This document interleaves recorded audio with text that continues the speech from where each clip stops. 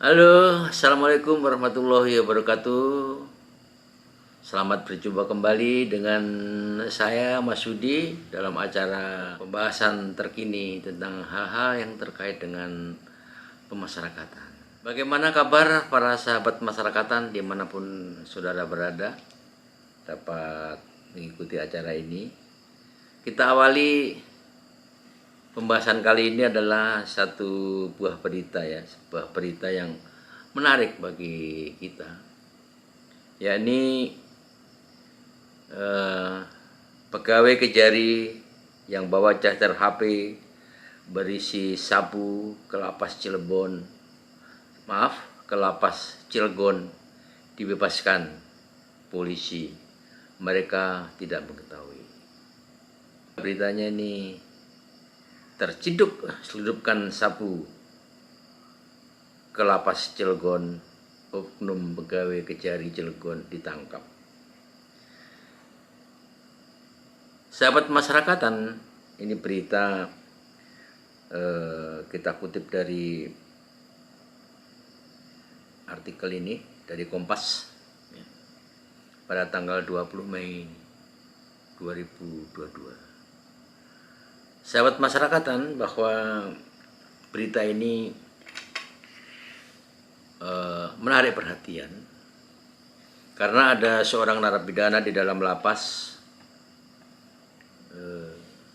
punya keluarga di luar tembok keluarganya, menitipkan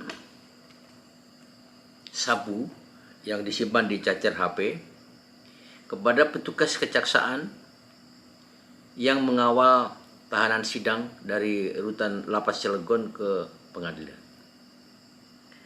Ketika petugas kejaksaan kembali ke lapas Cilegon untuk menyerahkan tahanan yang sidang, diperiksa oleh petugas pintu utama lapas Cilegon, maka didapati membawa charger HP dan beberapa barang di situ, dan ternyata di dalam charger HP tersebut terdapat sabu sat yang dilarang, yakni sejenis narkotika. Lalu oleh petugas diserahkan kepada pihak kepolisian, dan setelah dilakukan pemeriksaan seperlunya, petugas kejaksaan tersebut ada dua, yang satu petugas honor dan yang satu lagi adalah petugas yang sudah ASN dari Kejaksaan Negeri. Namun perkembangan terakhir, yang bersangkutan tidak lagi ditahan, yang bersangkutan dilepaskan, dan kemungkinan lebih lanjut kita ikuti saja perkembangannya, apakah proses itu dilanjutkan dengan penyidikan atau tidak. Namun yang menarik adalah tentang kejadian-kejadian barang yang dikirim ke lapas, baik melalui titipan maupun oleh orang-orang lain maupun pihak keluarganya. Saudara sekalian, fenomena peredaran narkoba di dalam lapas ini adalah sesuatu hal yang sudah lama berkembang, dan rasa-rasanya dari setiap hari maupun setiap minggu pemberitaan tentang peredaran narkoba di dalam lapas ini maupun penyelundupan narkoba ke dalam lapas ini tidak ada henti-hentinya. Tentu hal ini akan menjadi perhatian kita semuanya. Mengapa para penghuni lapas itu masih saja menginginkan adanya kiriman-kiriman narkoba? Apakah narkoba itu akan dijadikan bahan transaksi dalam, atau narkoba itu akan dikonsumsi sendiri?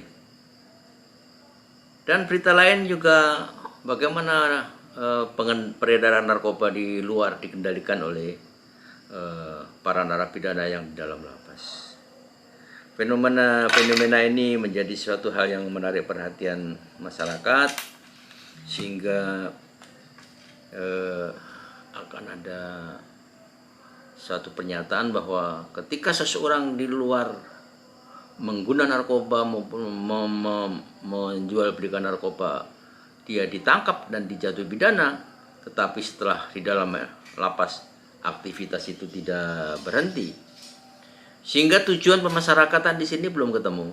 Karena tujuan pemasarakatan adalah tidak diulanginya perbuatan yang membuat yang bersangkutan dijatuhi pidana.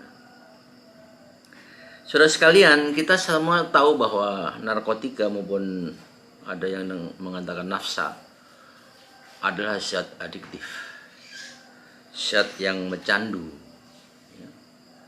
sehingga seseorang yang telah terkena dengan narkoba, maka dia sulit untuk menghindar maupun terbebas dari kecanduan akan narkoba. Zat adiktif ini sangat mempengaruhi, karena ini adalah bagian daripada kesehatan jiwa seseorang, sehingga upaya pencegahan peredaran narkoba di dalam lapas menjadi satu hal yang sangat penting, baik narkoba yang akan dikonsumsi oleh para penghuni maupun narkoba yang diperjualbelikan di antara mereka, maupun bisnis-bisnis lain yang dikendalikan dari dalam lapas yang ada kaitan dengan narkoba. Saudara sekalian, para sahabat masyarakatan, para keluarga saat ini, para keluarga narapidana saat ini tentu akan merasa khawatir ya, dengan kondisi yang saat ini terjadi di lapas. Bahwa hunian lapas sekarang adalah sudah ratusan ribu orang, dan sebagian besar dari mereka adalah para pengguna narkoba. Mereka masih saja muncul berita-berita mengenai kegiatan yang terkait dengan konsumsi tersebut. Karena memang para pengguna narkoba yang sudah menjadi pecandu narkoba, dia akan sulit melepaskan diri dari ketergantungan narkoba itu. Ketergantungan narkoba bisa dapat lepas, bisa menghilangkan ketergantungan apabila ada niat yang sungguh-sungguh dari para pecandu tersebut untuk bisa terhindar dari narkoba melalui program-program rehabilitasi yang dilakukan. Pada awalnya narkoba yang beredar di lapas ini adalah sesuatu yang menjadi barang sulit.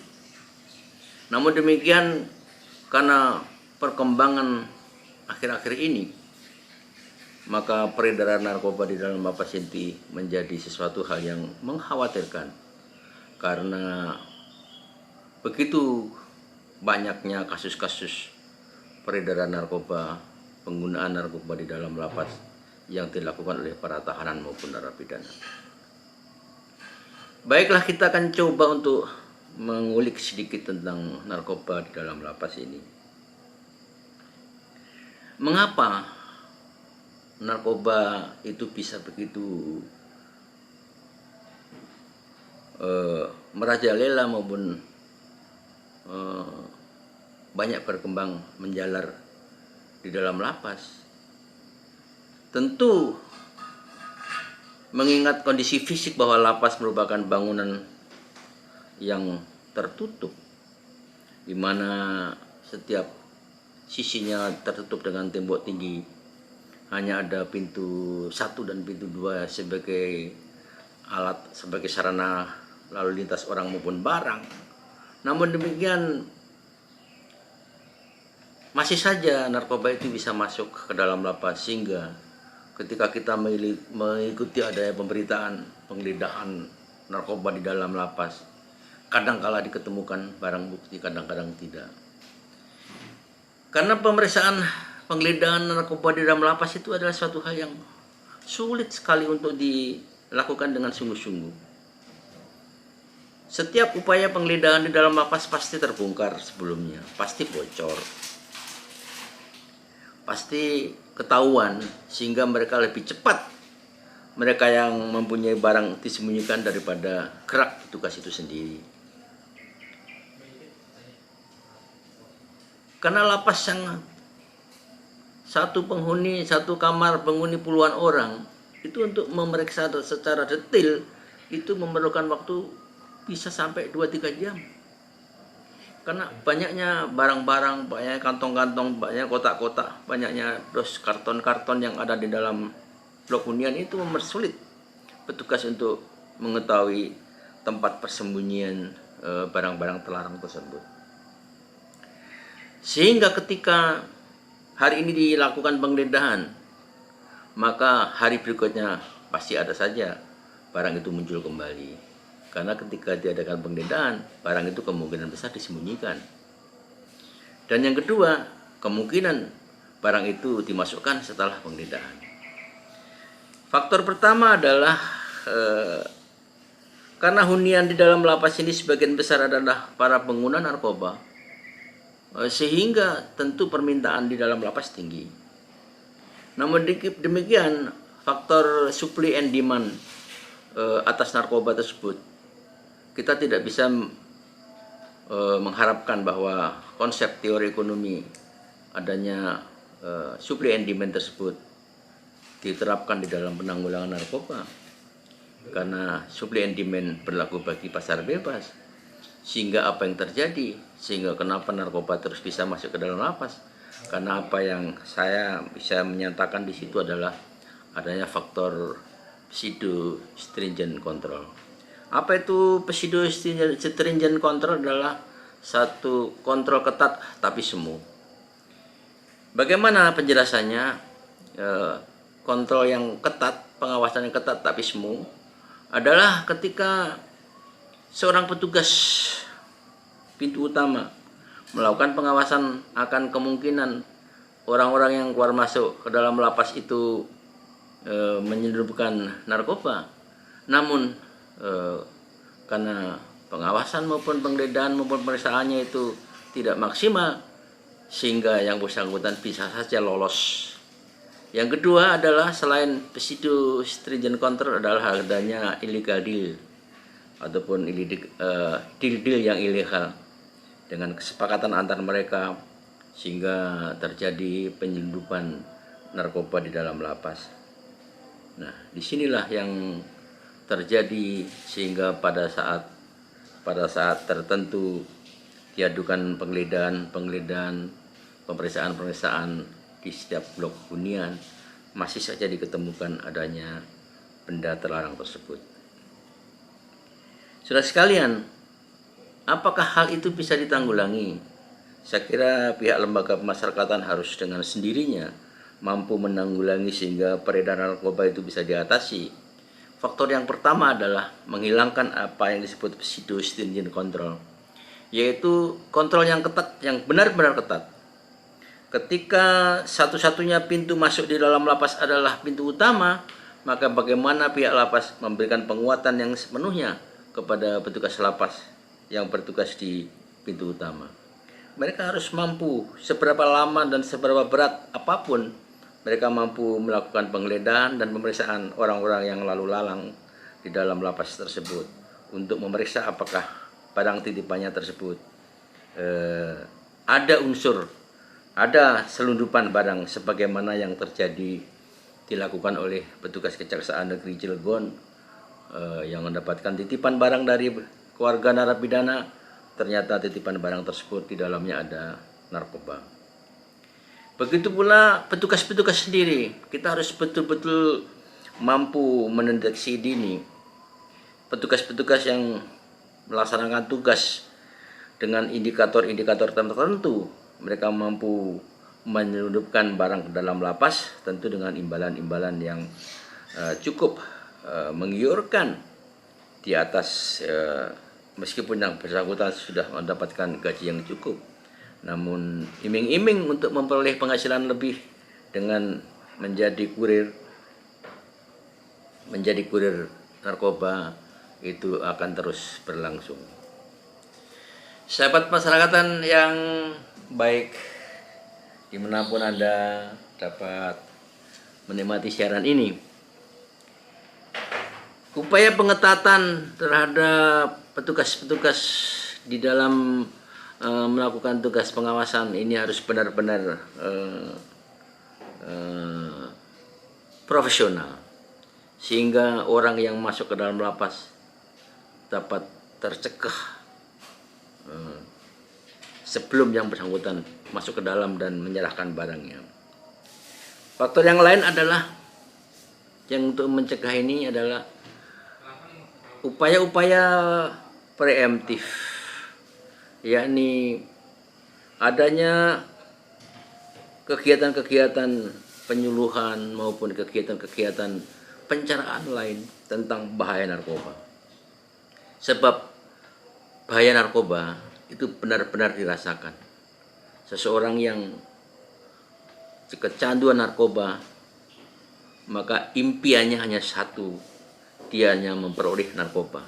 Apapun alasannya, apapun caranya, ketika yang bersangkutan mengalami apa yang disebut gejala sindrom putus opiat, yaitu kecenderungan mengalami gangguan fisik karena adanya keinginan untuk mengkonsumsi atau yang sering dikatakan dengan sakau, ini telah mengalahkan semua norma yang ada, sehingga dia mencari cara bagaimana dia bisa memperoleh barang yang telah menjadi candu bagi dirinya.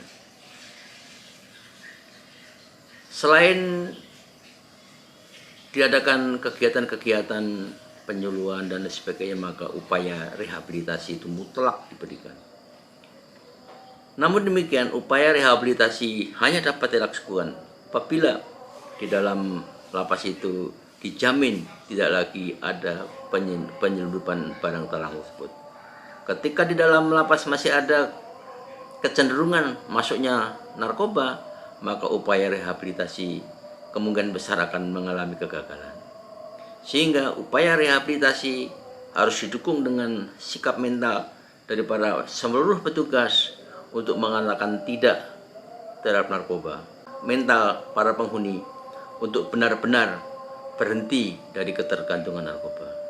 Saudara sekalian, kiranya sekilas tentang peredaran narkoba di dalam lapas dan upaya-upaya penanggulangannya dapat saya sampaikan pada kesempatan kali ini, dan kita akan sambung dalam kesempatan berikutnya.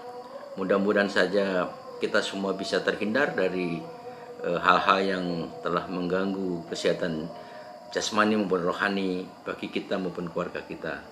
Saya kira cukup sekian. Sampai jumpa di lain kesempatan. Billahi taufik wal hidayah. Wassalamualaikum warahmatullahi wabarakatuh.